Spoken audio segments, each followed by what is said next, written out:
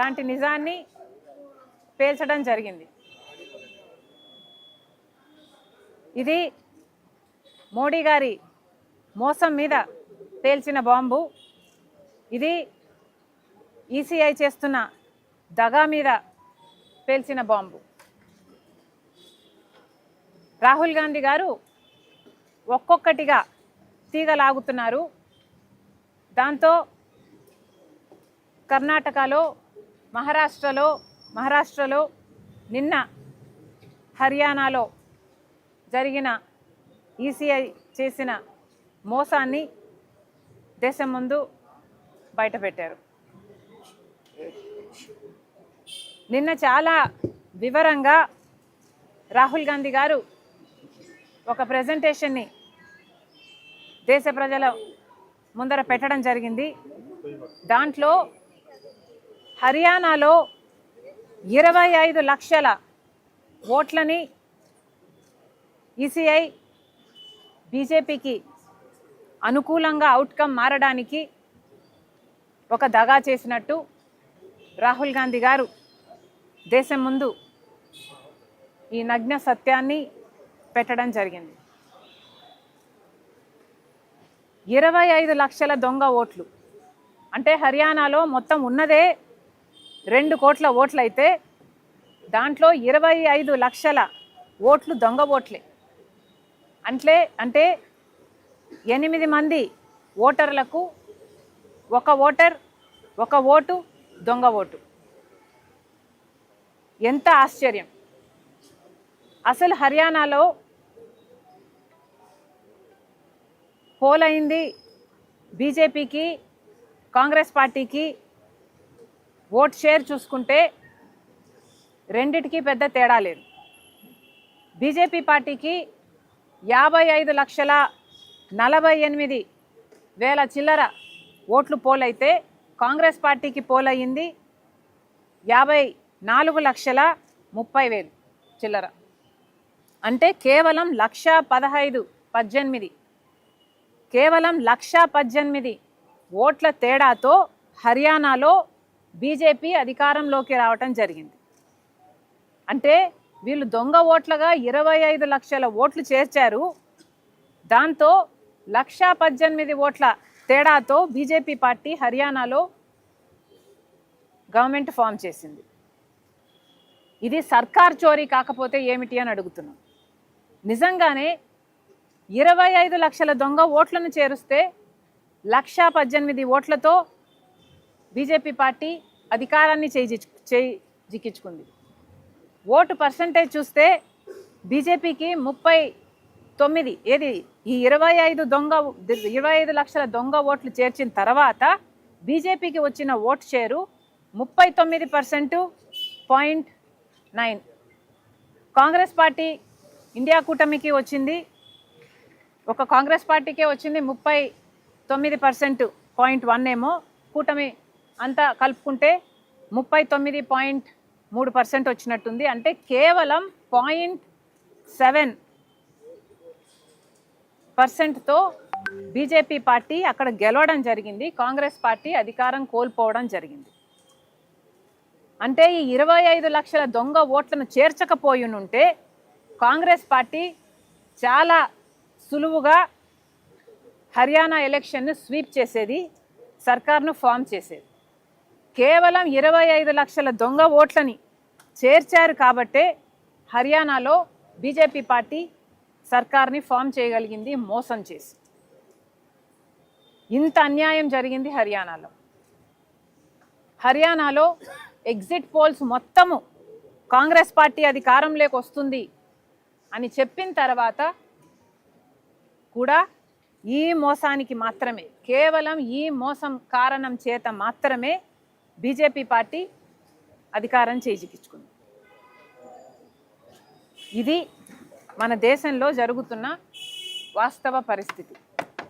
Vote చోరీ ఎలా జరుగుతుంది, అసలు సర్కార్ చోరీనే ఎలా జరుగుతుంది, ఒక్కొక్క రాష్ట్రాన్ని బీజేపీ పార్టీ ఎలా దోచేసుకుంటుంది అన్న విషయాన్ని నిన్న రాహుల్ గాంధీ గారు దేశ ప్రజల ముందర పెట్టడం జరిగింది.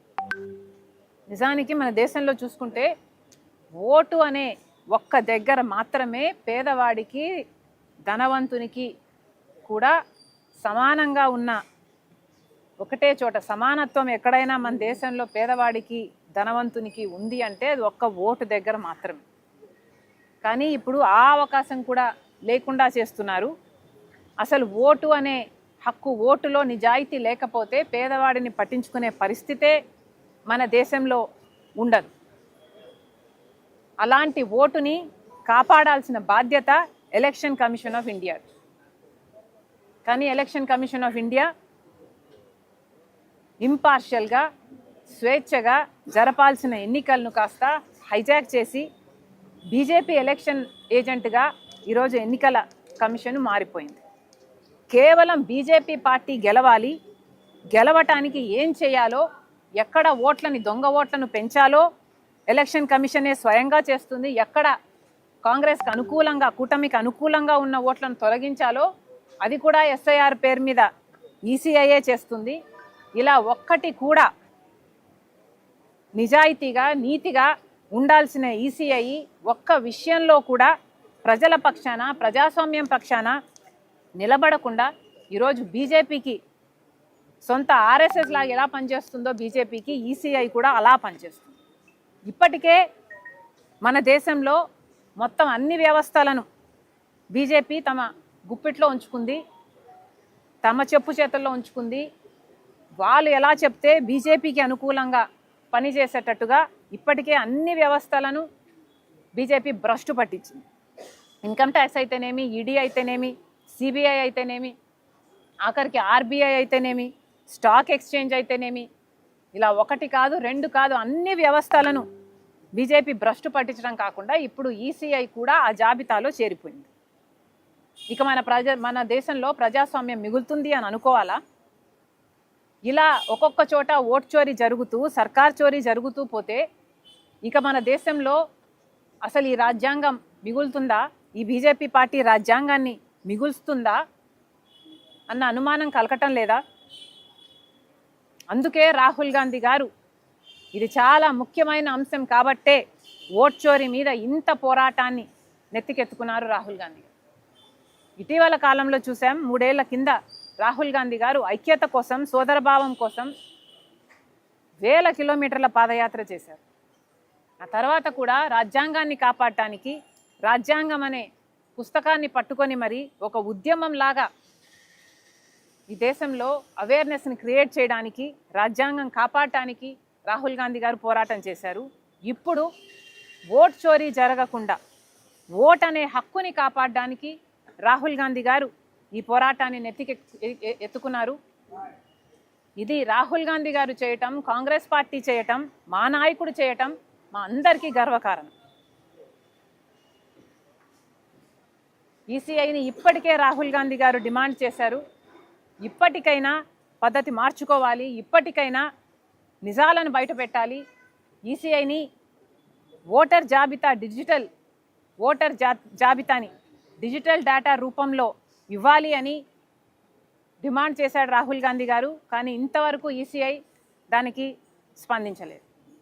అలాగే సీసీటీవీ ఫుటేజ్లు చాలా చోట్ల 5-6 గంటల మధ్యలో 60 లక్షల ఓట్లు, మహారాష్ట్రలో అయితే 60 లక్షల ఓట్లు between 5 PM and 6 PM poll అయ్యాయి. అవి ఎవరు వేశారు చూద్దాము అంటే సీసీ ఫుటేజీలు లేవు. ఇలా ఎక్కడ దొంగ ఓట్లను చేర్చారు, ఎక్కడ కాంగ్రెస్కి అనుకూలంగా ఉన్న ఓట్లను తీసేశారు, ఇవన్నీ తెలియాలి అంటే డిజిటల్ డేటా చాలా ముఖ్యం. కానీ ఇవేవి అందించడంలో కానీ, సహకరించడంలో కానీ, నిజాలను బయటపెట్టే విషయంలో కానీ ఈసీఐ ఏ మాత్రం సహకరించడం లేదు. కాబట్టే ఈరోజు ఇంత పెద్ద ఎత్తున కాంగ్రెస్ పార్టీ, ఇండియా కూటమి ఈ పోరాటాన్ని చేస్తుంది. ఈ పోరాటంలో భాగంగానే ఓట్ చోర్ గద్దీ చోడ్ అనే క్యాంపెయిన్ కాంగ్రెస్ పార్టీ చేపట్టింది. అందులో భాగంగానే ప్రతి రాష్ట్రంలోనూ సంతకాల సేకరణ ప్రజల దగ్గర నుంచి వాళ్ళ మద్దతు కోరుతూ ఓట్లు చోరీ కాకుండా కాపాడే విషయంలో కాంగ్రెస్ పార్టీ చేస్తున్న ఈ పోరాటంలో వాళ్ళు కూడా మద్దతు ఇచ్చి, వాళ్ళు కూడా సంతకం అడుగుతూ ప్రతి రాష్ట్రంలో ఈ సిగ్నేచర్ క్యాంపెయిన్ కాంగ్రెస్ పార్టీ చేపట్టింది.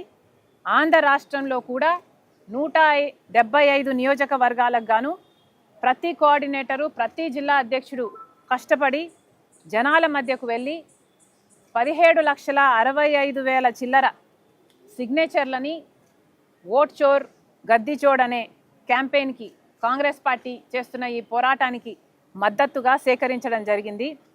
అదే ఇక్కడ నా వెనకాల ట్రక్లో మీకు కనిపిస్తున్న సంతకాల సేకరణ ఫామ్స్.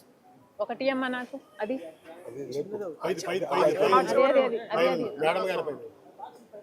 మురళి బాక్స్, చిన్న బాక్స్ ఈ కవర్ అది ఇచ్చే అది కాదు వద్దులే దీన్ని చూడమ్మా, వద్దులే మురళి తీద్దాం కౌరు దీంట్లో సరిపోతుంది. అది పట్టుకోనా, అది తీసుకోనా మేడం గారు. ఇలా ఆంధ్ర రాష్ట్రానికి చెందిన కాంగ్రెస్ పార్టీ నాయకులు, కాడరు అందరూ కలిసి 175 నియోజకవర్గాలలో జనాల మధ్య తిరిగి ప్రతి మార్కెట్లో జనాలు ఎక్కడైతే గుంపుగా ఉంటారో అక్కడికి వెళ్ళి బీజేపీ పార్టీ ఈసీఐ ఓట్ చోరీకి ఎలా పాల్పడుతుందో వాళ్ళకు చెప్పి ట్రాక్లు ఇచ్చి వాళ్ళ మద్దతు సేకరించి ఇలా సంతకాల సేకరణ చేశాం. 17,65,000 చిల్లర జనాభా కాంగ్రెస్ పార్టీకి మద్దతుగా, రాహుల్ గాంధీ గారు చేస్తున్న ఈ పోరాటానికి మద్దతుగా ఈ సంతకాలు సేకరణ చేపట్టడం జరిగింది. ఇవన్నీ కలిపి ఈ ట్రక్ నిండా అయ్యాయి. ఇవన్నీ కూడా మేము ఢిల్లీకి పంపుతున్నాము. ఈ నవంబర్ చివరిన రామ్లీలా మైదాన్లో ఒక సభలో అన్ని రాష్ట్రాలకు చెందిన సంతకాల సేకరణ అక్కడ సేకరించడం జరుగుతుంది. దాని తర్వాత అవన్నీ కూడా ప్రెసిడెంట్ ఆఫ్ ఇండియాకి ఇవ్వడం జరుగుతుంది. ఈ పోరాటం ఆగదు. ఈ పోరాటం కానీ ప్రజలకు సంబంధించిన ఏ పోరాటమైనా రాహుల్ గాంధీ గారి నాయకత్వంలో కాంగ్రెస్ పార్టీ చేస్తూనే ఉంటుంది అని మరొక్కసారి దేశ ప్రజలకు, రాష్ట్ర ప్రజలకు విన్నవించుకుంటున్నాం. Thank you. మీరు కెమెరాలు అటు తీసుకొస్తే ఇప్పుడు దీని ఫ్లాగ్ హాయిస్టింగ్ చేస్తారన్న ఈ బండిది. ఇది ఫ్లాగ్ ఆఫ్ చేసే పని ఉంది. ఇవన్నీ ఈ పేపర్లన్నీ ఢిల్లీకి పోయే ట్రక్కులో జెండా ఊపి ఇవి ఢిల్లీకి పంపుతున్నాం. ఈ కవర్ కూడా తీసుకో, అది కూడా విజువల్ తీసుకోవాలని కోరుతున్నాం. థ్యాంక్ యూ అమ్మా. ముందు మీడియా వాళ్ళు రావాలిగా, లేకపోతే మీరు అట్లే ఉంటారా? మీడియాని ఇటు తిప్పుతాం. అమ్మా మీడియా, అమ్మా ఇది ఇటు పెట్టమ్మా, ఇటు ఫేస్ చేయి. మీరు అక్కడే ఉండండి, ట్రక్ ఇటు ఫేస్ చేస్తాం.